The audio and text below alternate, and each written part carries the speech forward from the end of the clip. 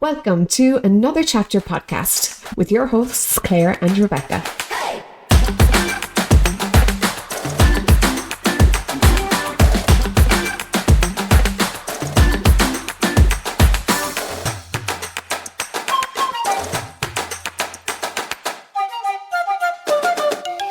Do you love books? Well, you've come to the right place. Join us as we discuss all things books.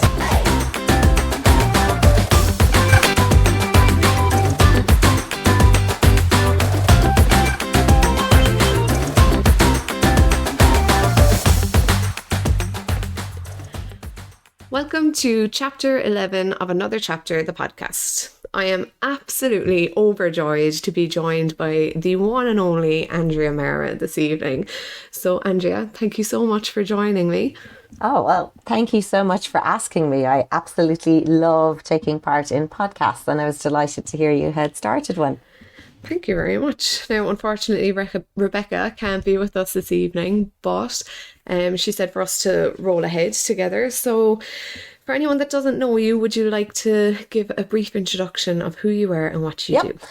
So Andrea Mara, Dublin, Ireland, crime writer.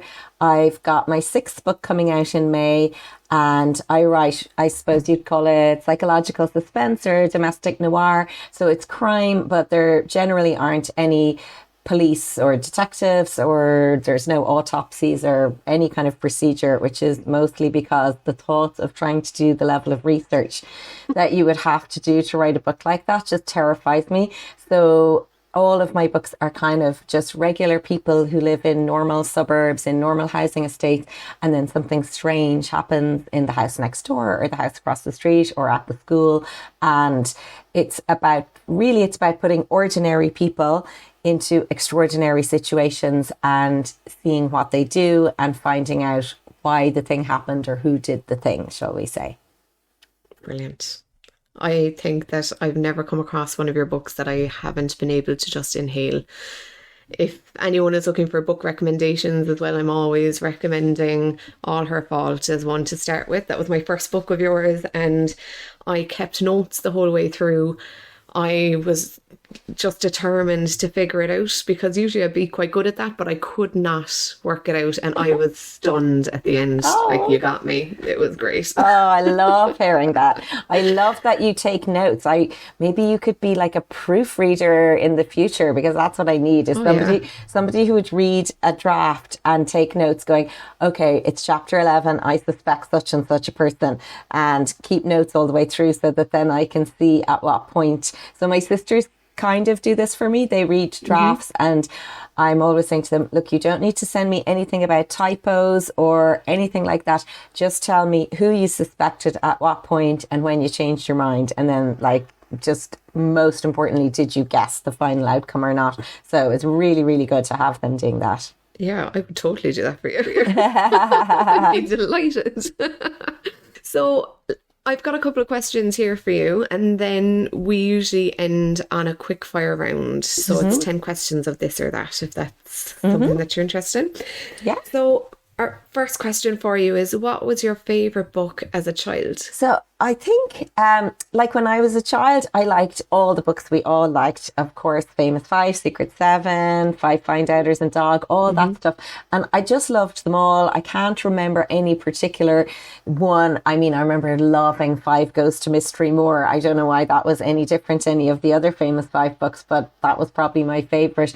But the books that I remember most are more when I was kind of 13, 14, and the feeling I had when I read It by Stephen King, for example. Like, I remember that book taking over my life and feeling completely absorbed in that world. And I have a really bad memory for most of my past, but I can still remember how I felt reading that book. I guess I was 13 or 14 at the time. So that would be one example of a book I loved. And of course, Flowers in the Attic, like so many people. Although I did see someone did a reread of it recently and posted on Instagram and was like, no, it doesn't hold up all these years later. So maybe I won't reread it, and I'll just have the fond memories of reading about those poor children in the attic. Yeah. It's nice to think back of like books that had an influence influence on you? I can't believe you read Stephen King so young. Like, that must have been traumatizing. Not really, because even like, later on when I saw the TV adaptation and I was like, I don't remember that happening in the book. So I think when you're, whatever age you are, I think you take in the age appropriate stuff in the book and you're somehow able to gloss over the rest. I remember writing about it for an article a few years ago, about, should you let kids read whatever they want to read or should you censor it? And I did a bit of research and asked different people, and the consensus was let them read whatever they want to read, because like I was saying there, that it'll go over their head. If it's something they're too young to understand, it'll probably just go over their head. And I'd say that was true of so many books I read that were probably adult books, and I wasn't an adult. So I've kind of just always done that with my kids as well. I've just let them read whatever they want to read. Like, I don't know, if my 11-year-old comes home with a Jilly Cooper book, maybe I'll be like, I don't know. But mostly there's never been a situation yet where they've asked to read something and I've had to say, no, I don't think you should read that, which is good, I think. Yeah, that's great. And do you have many like early memories of reading? Yeah, like definitely the ones I mentioned there were the big ones. Any crime books, any children's crime books. I think we were all reading those when we were young. And like, I remember going to the library and just hunting out Nancy Drew books, Hardy Boys books, the Bobbsey twins, which I don't know if anyone hears about the Bobbsey twins anymore, but I loved those. And like I lived in Carrigaline at the time where I grew up in Cork. And I remember the library, and I remember we would go every Saturday and you had your physical paper library membership card. And Claire, you'll be too young to remember this now, but like there'd be the white page stuck inside. I do remember that. Yeah, and they just stamp it with your return date, and the ticket, was it that your ticket would go in or out? I can't even remember now, but like it was such a lovely thing, and you could only get 2 books. Like now you can get 15. We have 5 library tickets with 15 books available on each one, so it's quite different to when you could only get 2. But it's such a lovely memory of coming home from the library and curling up, getting the best armchair before my sisters could, and curling up with the new Hardy Boys or Bobbsey Twins book, and it's just lovely. That's really sweet. Can I ask you, so you've obviously read loads of books throughout your life, but is there any book that has had a really big impact on your life, and if so, why? Yeah, like I was trying to think of that, and I don't know if any single book had a huge impact. I do remember reading Wuthering Heights for school, and that really sticking with me at the time, I suppose, because we had to read it over and over and over again. It was either my intercert or my leaving cert. But I just remember that with each reread, I saw different things in it. So that was kind of, I remember that being quite eye-opening, that the more you would read the book, the different things you'd understand about what was being said in the book. So I suppose that had a big impact, maybe subconsciously, on me about what reading is and what writing is. And the other one that I felt had a big impact at the time was The Catcher in the Rye. I remember getting it from the library and reading it and just being like, oh my God, and being completely obsessed with it. And like, I would have read that, I'd say, I'm guessing I read it in the late 80s or early 90s. And I only realised quite recently, I think it was written in like the 1940s or something.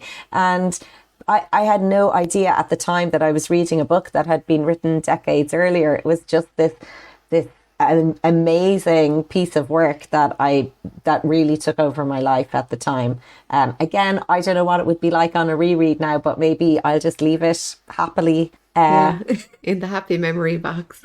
Yeah. Yeah.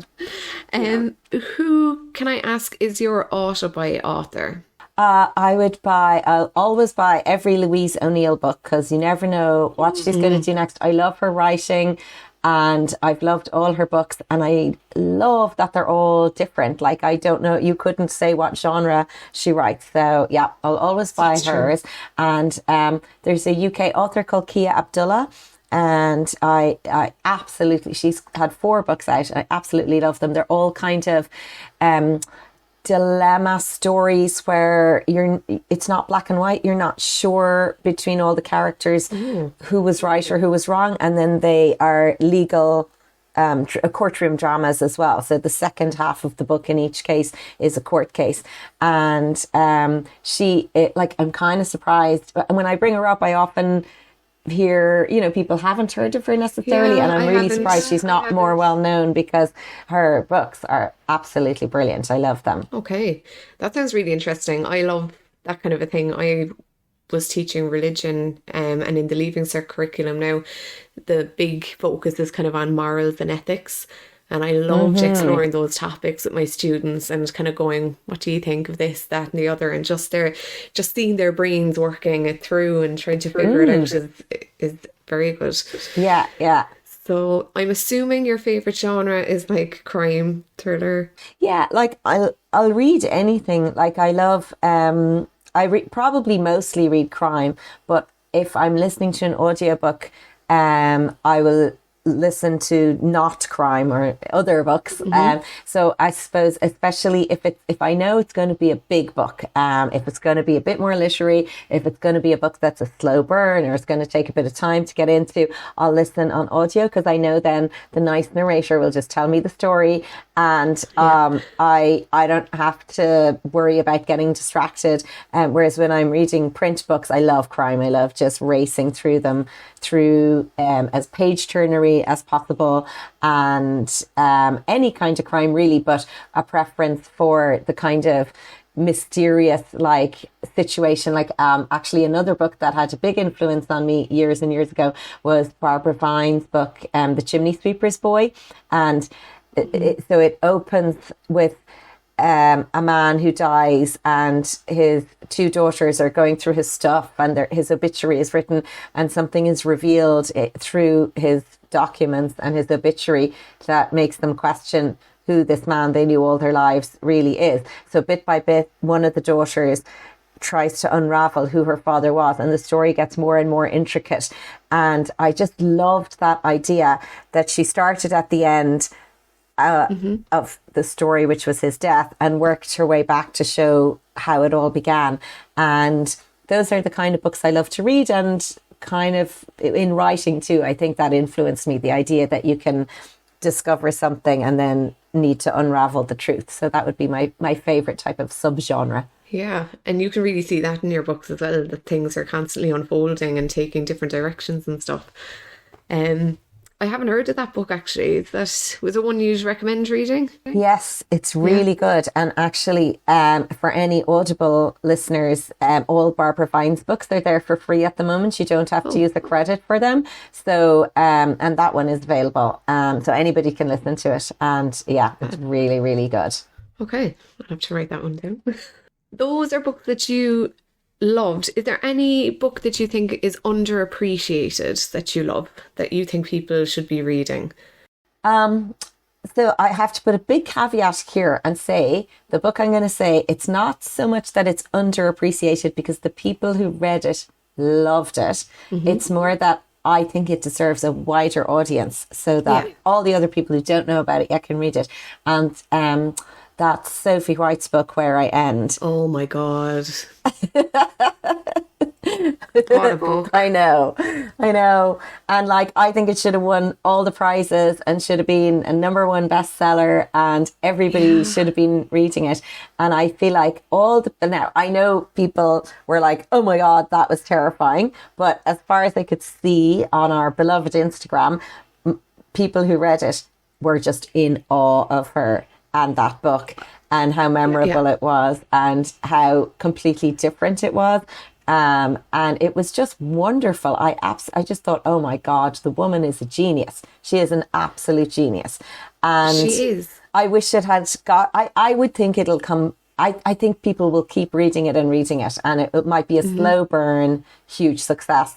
And that's, again, to go back to my caveat, it was a success. It absolutely was. But I just think it should have been stratospheric. It should have been international, and it should have been winning prizes and all that good stuff. So absolutely. It's something that you will never have come across before in a book. Yeah. And it's so...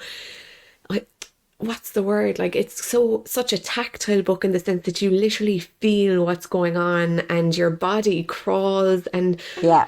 I can't get into too much detail because if people haven't read it, they obviously will get spoilers, but it's just an insanely amazing piece of work, and she should be getting so much more acknowledgement for it, because it takes a certain amount of skill to be able to write in this way without going overboard, and I just think it's fantastic, to be honest. Yeah, and that ending, that really disturbing, wonderful ending.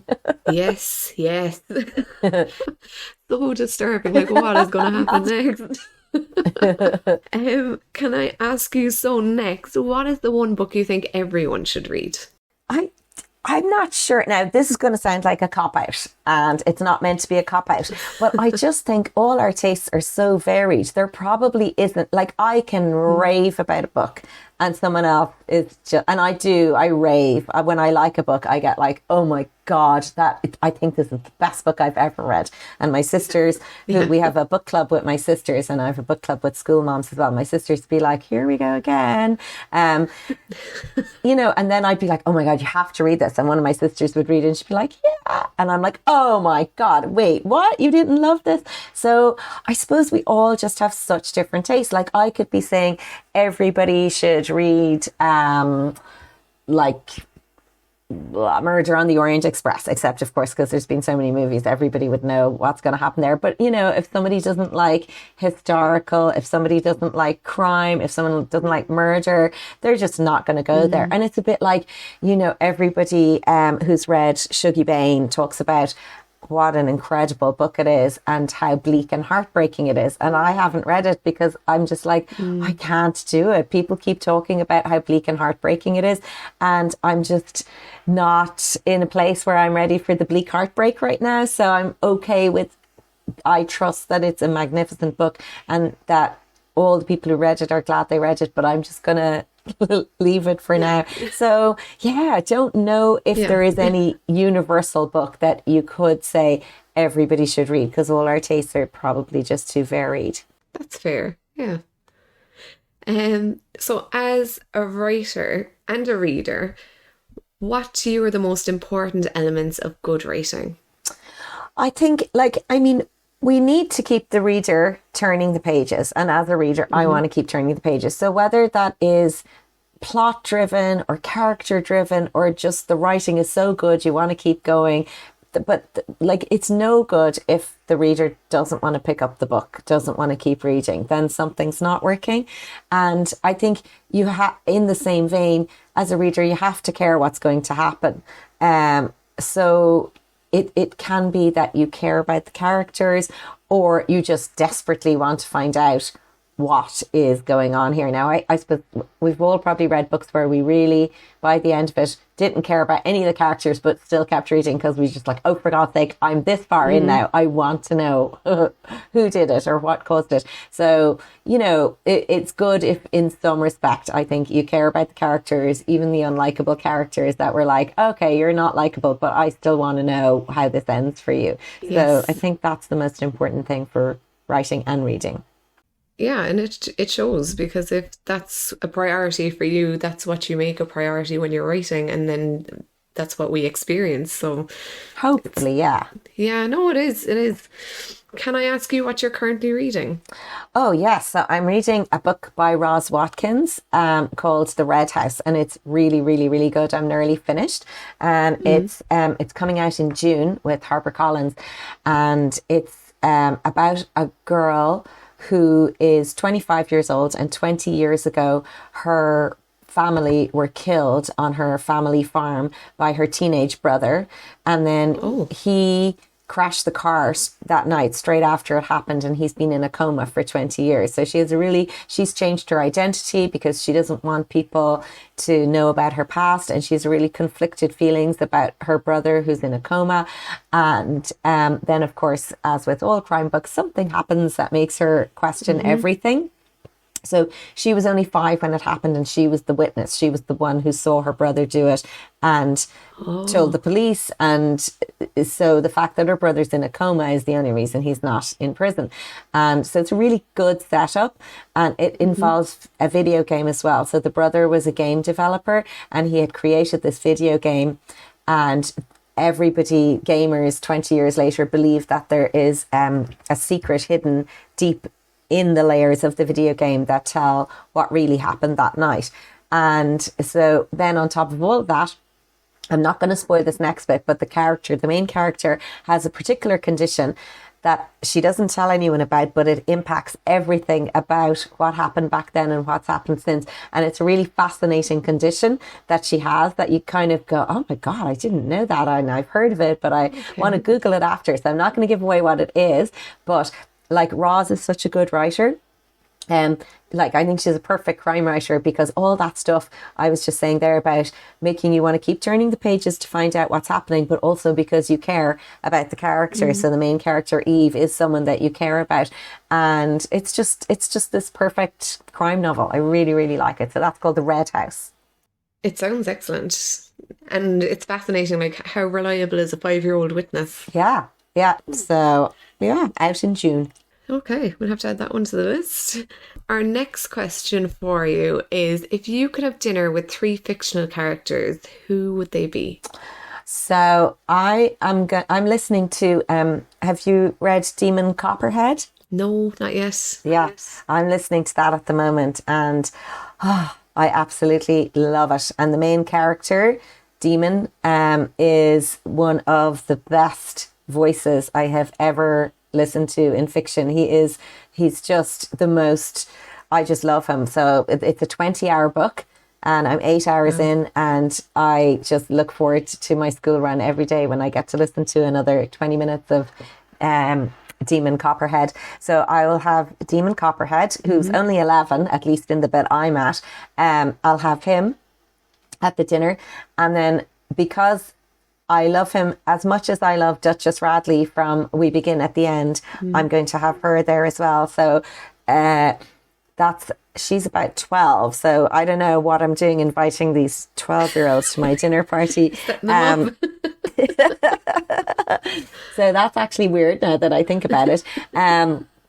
And the other person who I thought would be fun to have is Sally Diamond from Strange Sally Diamond. I thought maybe she'd be good to have there too. So she can balance it out if the kids are getting a bit carried away. So, she's another great character, isn't she? Oh my God, yeah. Irish writing is just on fire at the moment. I think that the women are nailing it. I thought that book was just fantastic. I absolutely loved it. And just another one that you just fly through. It's all story and character, and you don't need to take a breath. You just keep reading and reading, and there's never a moment where you're like, oh, I'm going to put this aside because I'm not really engaged. And it's quite different for Liz Nugent from her last couple of books, but I just thought that even the dual narrative was very unexpected for me. But I got so invested in both characters and their stories and how they were going to intertwine. Yeah. No, I think I loved it. I love all her books, but I think that's my favourite. And it's amazing to see how well it's been doing, and it's being talked about everywhere, and it's absolutely fantastic. Yeah, it's fab. It is. She's an excellent writer. So I think, what was my first book of hers? Lying in Wait was my first one, I think, that I read. And that's another one that you cannot put it down until you know what's after happening, and your jaw's dropping at the end of it. And they're so dark, so deliciously dark. Yeah, she's fab. Okay, the next question I have is, what was the last book that kept you up at night? I think I might know the answer though. Well, yeah, I suppose I don't know. I love Sally Diamond. That kept me up at night. I don't want to keep giving the same answer. Another one I really love that's coming out soon is The End of Us. Is Olivia Kiernan's book that's coming out in June, and it's really, really good. It's about two couples at a dinner party, and one couple are in a little bit of difficult situation, and the other couple suggest a way out of it, and it's a bit of a deal with the devil type thing. And of course, as we all know, when people make deals with the devil, it tends to go wrong, but it's really, really good. And Olivia is Irish too. She lives in the UK, but she's originally from Ireland. And this is her fifth book, I think. So her first four were detective books about a detective called Frankie Sheehan, but this is her first standalone, and it's just really good, and I hope it'll be really big because it deserves to be. And another one that kept me up at night recently is Good Girls Die Last by Natali Simmonds, which is about a woman trying to make it through London during a heat wave, and there's a serial killer on the loose, but it's very much, it's a sort of a shout out against the whole idea that women can't just go for a walk in a city. So it's kind of, there's lots of social messaging in there, but it's a really well told story, really fast paced. And I was reading that very soon after I had listened to Amazing Grace Adams, which is another woman trying to make it through London in a heat wave, but very, very different. And if I listened to audiobooks at night, that would have kept me up at night too. So I loved that one. I think one of the last ones that kept me up from a kind of a scary perspective would have been Where I End. So that I was expecting that one. On the topic, I'm just actually going to ask you this one, if you're okay with me asking. Like, have you ever considered writing a series? If I could think of a series where they don't have to be police, but I don't know. I mean, some people do it really, really successfully. You know, you can do it with a journalist, you could do it with a private investigator, but that again is that level of, you know, I don't know. I think that there's a level of research involved if you're going to write a private investigator. And then it's that whole question of, you know, unless you're Jessica Fletcher, how are you going to keep falling into situations where you have to solve crimes? So that's, you know, I completely understand why most series are police, because that's the easiest way. The crimes just fall into their lap and it's their job to do it. So I would think if I had a light bulb moment and thought, actually, that type of job would lead you to regularly having to solve crimes, it would be tempting to do it. But like I think still my favorite type of book to write and to read is just regular people and very unusual things happening to them and how do they deal with it. And I think those are the kind of things you'd hope anyway only happen to that person or that family one time. So then we leave them in peace. And so your latest three books, the one that's being released soon as well, No One Saw a Thing, just to plug that one, it's fantastic. They centre around the concept of a child going missing. And as far as I know, No One Saw a Thing and Not All Her Fault, but Hide and Seek, sorry. Yeah, I had to turn around to get the name of it. They were inspired by real life situations. Do you think that these books are more terrifying for readers because this is something that feels more of a possibility to us as mothers anyway?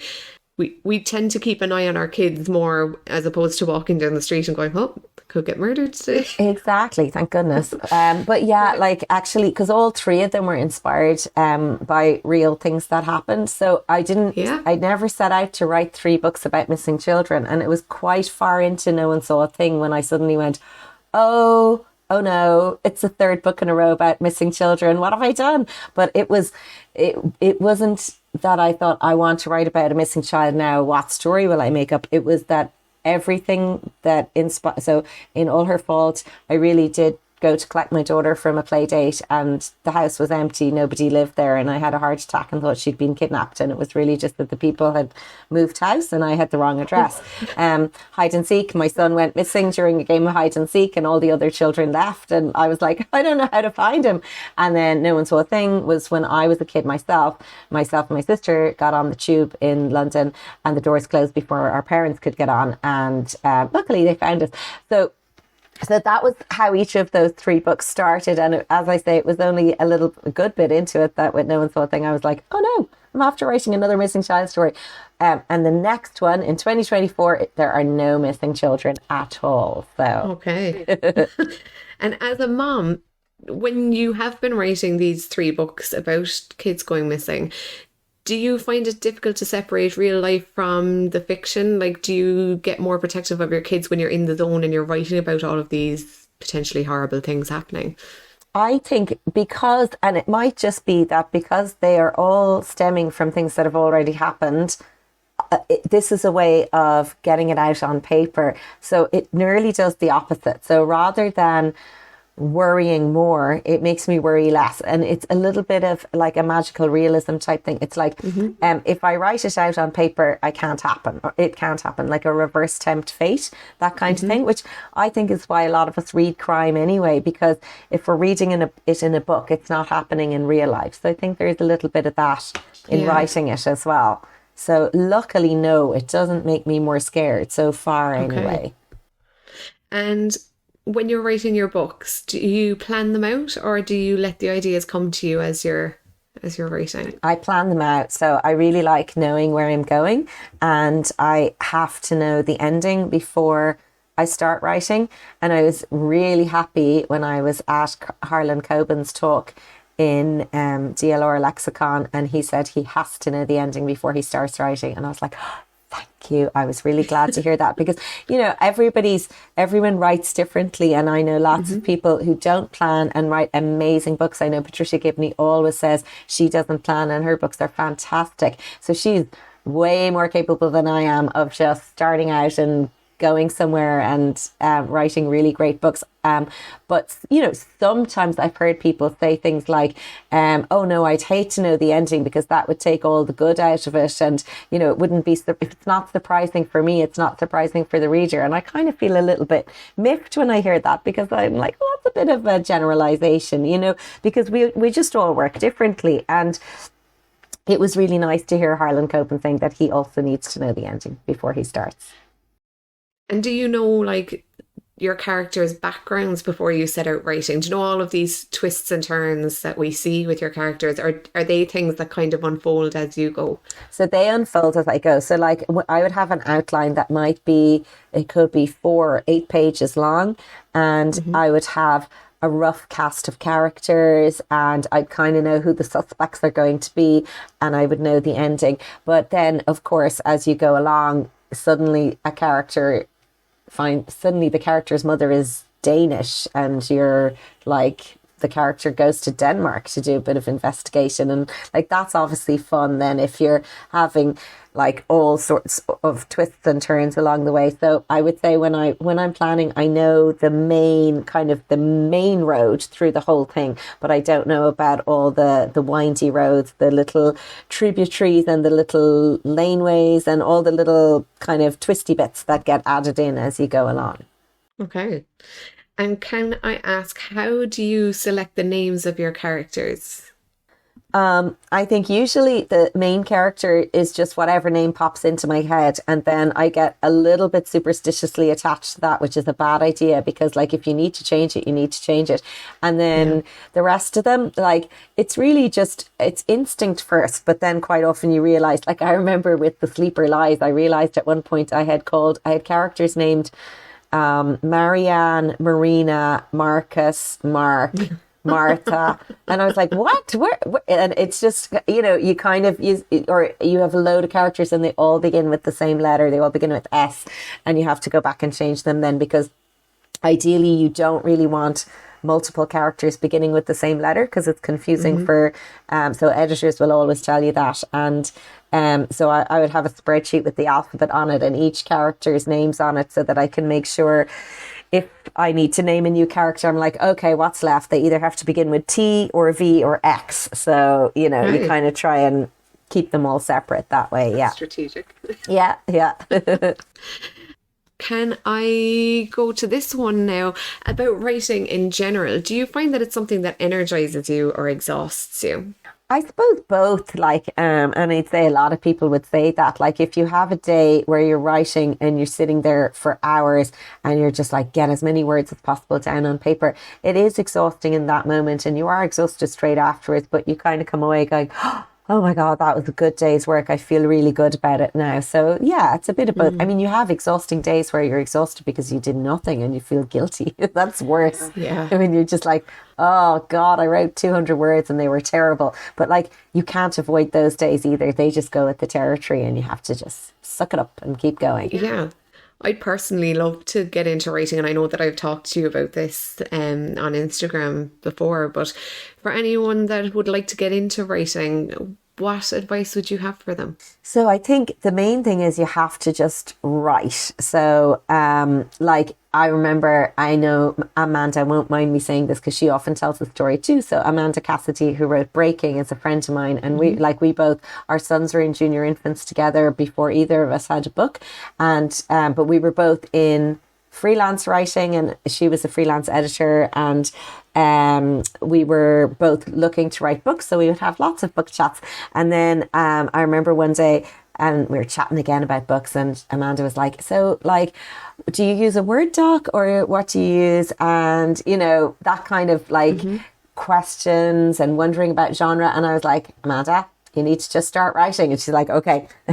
So like, you could talk forever about whether to use an app or whether to use Word doc or whether to use notebooks or what genre you want to write in, or whether to use first person or third person. But like, none of that will write the book. You just have to sit down and write the book, and stuff like that about trying to decide on genre. I would say just write what you like to read is your safest bet. And about things like using first person or third person, just go with your gut, because you can change that afterwards. Like I once rewrote 15 chapters of a book, changing from first person to third person, and I thought it would be hell, but it was actually kind of a really interesting exercise, because you could see how it changes. Not just, you can't just change I said to she said. It impacts the structure of the sentences and how close you are to the character's thoughts. And so you can always rewrite, but if you've nothing there to work with in the first instance, then there's nothing to rewrite. And always remember that nobody ever has to see that first draft. That's just for you. And that's you just getting your story down on paper for yourself. And then you'll go back and you'll rewrite and you'll rewrite and you'll rewrite before anybody else ever sees it. So there's nothing to lose. Yeah, that's true, I suppose. It's a scary concept though, you know, sitting down and starting. Yeah, and like you can feel like a bit of an Egypt, to be honest. Like, you know, if you haven't written fiction in a long time. So a lot of people who get into novel writing are writing short stories, or writing in some capacity. I hadn't written fiction in, I don't know when, like, do you even write fiction in secondary school? It was probably primary school since I had last written fiction. And it can feel a bit silly if you haven't done it in a really long time. You're like, what am I doing writing this made up story? And I remember Margaret Scott, who is an author from Kildare, she was following my Facebook page, and I didn't know she was an author at the time, but she just commented on my Facebook page one night years ago saying, did you ever think of writing a book? You should write a book. And it was like she had given me the permission. I needed someone to nudge me, to tell me I could do it, I could try it. So literally the next morning I opened a Word doc and I was like, okay, and tried writing a first sentence, and I don't even know what that first sentence was. It never made it anywhere, I'm sure, but like that was the start, and I had to start in order to finish. So, and how did you keep going? Do you know, when you're sitting down, because I've sat down and I've tried and I've come up with these different ideas and I've gone, Jesus Claire, that's ridiculous. Do you know, but how do you persist and push through all of that kind of self-doubt? Well, with my first attempt, I naively thought, surely most people wouldn't write 100,000 words without knowing whether or not it'll get published. So I'll write 100,000 words and, you know, I'll hopefully get published, because no one would be crazy enough to do that. Didn't know that that's what everybody does. That's what you have to do. That's how you get published. So that was what kept me going. I thought I had a surefire way to get published. Like, that book was not published. So, Okay. But it was a good practice run. Yeah. And is it just like, how many books did you write before you got your first one published? So this one, I wrote this one back in, I'd say I wrote it in like kind of 2013. And I sent it to my previous publisher in 2016. I kind of got disillusioned and put it aside. And then I was working as a freelance writer for magazines and newspapers. I was made redundant from work in financial services, and I was working freelance as a features writer. So I was very focused on that. And then in 2016, I sent that manuscript to my previous publisher, and they said no to that. But that if I had they liked my writing, and they said if I had a different idea, they would consider just an outline. I didn't have to go and write the full book, which was great. That was a fantastic opportunity that they gave me, because normally you kind of do have to write the full book. So I sent a new outline, all excited, had spent months working on it. And they came back and said no. So I was like, oh my God. But I was like just really, really determined, because also, as I was saying there, I had been made redundant from work, and I really didn't want to go and get another job in financial services. I was very motivated by really wanting to properly get into writing. So I just kind of licked my wounds for a few hours, and then was like, right, I'm going to write another outline. And this time they said, okay, yeah, we like that one. And they gave me a book deal. And then I had to write that book really, really, really fast for a very short deadline, and that was The Other Side of the Wall. So that was how all of that came about. So I think how I kept going was just being motivated by not wanting to go back out and get another job. Yeah, that's a fair enough. Like, that is a bit of an ultimatum for yourself, isn't it? Yeah, if there's no safety net. The next question that I have for you, sorry, I went off on a tangent there, is do you find the task of like having to write, edit, promote, and then going straight into that process again for your next book, do you find that a difficult thing to do? No, I mean, I really like it. And I think, God, it's such a privilege to, at the risk of sounding cliche, but it is like, you know, when we all woke up in January this year, and people, of course, as always, would be saying, you know, oh, January blues, all of that. And I was thinking, God, I feel really lucky. I have a book coming out in May, and it's just going to be a roller coaster between now and May, getting geared up for that while working on next year's book as well. So like, it's always exciting. Like, there are really boring days where absolutely nothing happens. That's why I love doing this podcast, because this is I'm getting to talk to someone. This is great. Like, an awful lot of days, I just come home from the school run, sit down at my desk and edit or write until it's time to go on the school run again.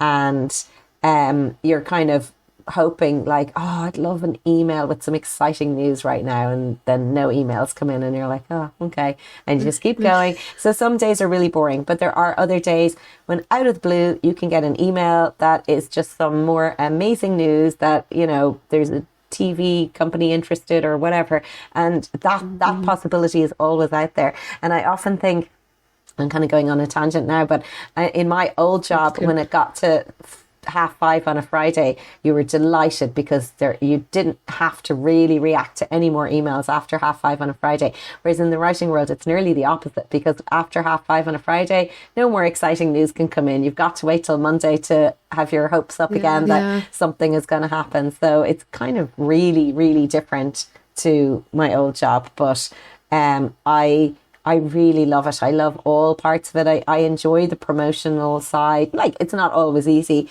And you can feel a bit like, oh no, am I doing too much book promotion on Instagram or whatever? But like, you know, it goes with its territory, and I'm delighted to be in a position to be asked to do it. Yeah. Yeah, it is. It must be amazing. Like, all the hard work is paying off. The fact that you've done all of this with 3 young kids. Your kids are still young enough, aren't they? They're getting old now. They were quite young when I started, but they're actually now 11, 13 and 15. So, oh my God. But was that difficult enough, like trying to get this career going while you've got smallies at home? Yeah, it was. Like, when I was first at home after taking redundancy, my youngest hadn't started preschool yet. So like, all I could do was write at night, and most of The Other Side of the Wall was written at night, because I was still freelancing, and my youngest was in preschool, and I had 2 hours, 10 minutes between getting home after dropping him and going back to pick him up. So I had to make every minute count. And as soon as the kids went upstairs at night, it was just like, get the head down and like work. And then like, I remember it would get to like 11 o'clock and I'd go into my husband and be like, okay, put on Suits. And Suits was my go-to TV show that I could watch to just completely switch off, not have to really concentrate very hard. So I'll always associate Suits with that come down off the high of working at night. So yeah, like it's obviously much easier now because my kids are in school and I have kind of 4.5 hours every morning. My eldest will go to secondary school halfway through next year, and that's going to be even longer time again every day. So I suppose there'll come a time when I'll be like, this is a bit too long. I don't know if I want to write for this many hours every day, but at the moment it's okay. Yeah, I'd say it's nice to have that kind of a break as well.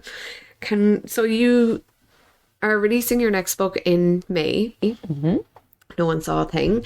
Are you working on anything new that you'd like to tell us about? Yeah, I'm working on the book for May 2024, which has a working title of The Attic. And that's probably all I can say for now. Okay. But I'm doing my first round of edits at the moment. So I should be sending it back to my editor soon. And so it's that kind of to and fro stage where it's, just sort of working on character development and bigger plot points before you get down to the nitty gritty of the kind of line by line edits. So, but yeah, I'm enjoying it. It's coming together now. So yeah. Very exciting. I have one last question that I didn't send you earlier, but you mentioned something there about like TV adaptations, people being interested. Do you think that that's something in the pipeline for your books? They would make amazing adaptations. Like they'd make great viewing, sorry, is what I'm trying to say. I mean, I would love it, of course. I would absolutely love it. And, it's funny because people always go, and if they adapted one of your books, like, would you want a lot of say in how it's done? And I'm like, no. They can do whatever they want. If somebody wants to put one of my books on TV, I am very happy for them to run with it and do whatever they want. And I would just be very grateful. So All Her Fault has been optioned. So, I mean, what that really means is that a TV production company has bought the rights to it, and they'll hold those for a certain amount of time, and they will, look into whether or not they can get it commissioned. And, I've heard statistically it's about 10% of options actually result in an adaptation, but it's still a lovely feeling that when a TV company is interested. And then we have also interest in both Hide and Seek and No One Saw a Thing. So that is ongoing. So yeah, I don't know if I'm meant to say that, but pretend I didn't say that. Do you think you'd like to have a say in who's being cast in those things if they were to go ahead? No, like only among my friends and family. And I don't think authors really get. I think there's like a pretend thing where authors get to be involved, but mostly not really. And I think that's fine because like what the TV company is doing is they're buying the rights to do it their way. And I think you just have to be okay with that, which I absolutely would be. Yeah. That's cool. So that's kind of the end of our questions for you. Would you be up for the quickfire round? Yeah, I will. I warn you, I am terrible at quickfire. I get really like, but I'll give it a go. That's quite all right. They're not too hard. Okay, question 1, hardback or paperback? Hardback. Dog ear or bookmark? Bookmark. Read indoors or outdoors? Oh, anywhere, everywhere. Do I have to pick one? No, you don't have to. Should we tag authors in our posts or no? I feel like if it's a positive review, it is absolutely lovely to be tagged. I love being tagged. Of course, it's really nice if someone's read your book and has said nice things about it. I think if it's a negative review, don't tag the author. Like, I mean, some authors do seek out reviews no matter what. I don't look at reviews. I will always look if someone tags me, and I will never look for them. I won't search under my name on Instagram or anything. So I'm not going to find it by chance. So that's a really long answer to a short question. DNF, so do not finish a book, or power through? I think DNF, if you're really struggling, just set it aside. Yeah. Would you rather love a book everyone else hates, or hate a book everyone else loves? That's a really good question. I think I'd love to love a book everyone else hates. I don't think that's ever happened to me, so that could be interesting. Yeah. Would you rather be a librarian or own your own bookshop? Oh, owning your own bookshop would be lovely, wouldn't it? Yeah, that's the dream, I think, really, isn't it? Only read the first page of a book, or only read the last? Oh, gosh. I'd say maybe only read the last and try and guess what the story was. Yeah, put the pieces together. Would you rather have an actor you don't really like play the lead in an adaptation of your book, or have an actor you love turn down the role? Oh, any actor can. So I can hate the actor if they want to be in it. That's cool. And my last one, and I think this is the most important one: Cork or Dublin? Claire. Oh no! I will always have a foot in both camps. I often think about this. I don't think I could answer, even in my own head, that question. So yeah, no, I can't. I think just both. That's fair enough. I had to throw that one in. Fair enough. Okay, so your next book, No One Saw a Thing, is coming out in May. Tell us what you want to tell us about it before people read it. Okay, so No One Saw a Thing is about an Irish family on a weekend trip to London. So Sive, the mom, she's rushing through the tube station during rush hour on a Monday morning, and her two young daughters are just ahead of her, and she's pushing a buggy and she's hooshing the small kids to get on the train, and she's trying to decline a phone call, and the next thing, the tube door is shut, and her 6-year-old and her 2-year-old are inside the train, and she's still on the platform with the baby in the buggy, and she obviously panics, as any of us would, as the train goes off into the dark tunnel and she's still there on the platform. So she kind of manages to get a message to a staff member, and they call ahead to the next station, and then she gets a message back that all is well and she should just go to the next station and the kids have been found. So when she gets there, her 2-year-old daughter Bia is there, and she hugs Bia and she looks around for her 6-year-old Faye, and she says, "Where's my other daughter?" And the staff are like, "What other daughter?" And then she's obviously in a complete panic, and Faye, who is 6, is nowhere to be found, and Bia, who is 2, is too small, doesn't have the words to explain where her sister is gone. And thus begins a day running around London trying to find Faye and figure out what happened. So that's the story. Yeah, that was a brilliant book. So I obviously missed the initial kind of NetGalley release of this and approvals, and I was so you've no idea how much I just wanted to get my hands on this book. And when I actually got it, I was just nearly screaming. I was just so delighted, and I just absolutely inhaled it. The feelings that you get when you're thinking about the possibility that this could happen, and just the way that it's written, where you have Bia, who has very little language, and she's the person that holds the key information.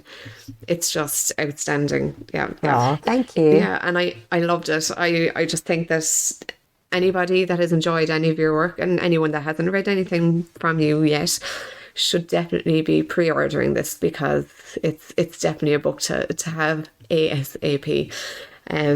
My FOMO was very much alleviated when I got my hands on it, and I'll be ordering it to have in physical form too, so I can't wait to reread it. Thank you. Yeah, so is there any launch happening for this that we should know about? Or Yep, launch is on May 11th on publication day in Dubray, Blackrock again. So everybody who can, please come to the launch. And yeah, I'm really looking forward to it. It's lovely to be able to do stuff like this again. It is. It's fab.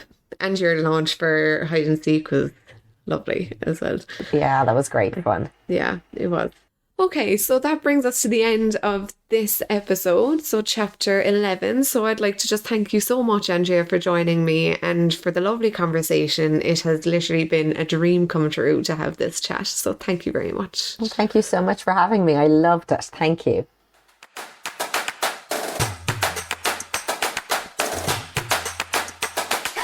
Thank you so much for listening to this edition of Another Chapter podcast. Don't forget to subscribe, like and share to keep the book conversation going. Thank you to Helen Becerra for the graphics, Mark Neville for the mixing, and to each of our contributors. Music is Make It Work by All Good Folks. Don't forget to follow along on Instagram at Another Chapter Podcast. We'll see you there.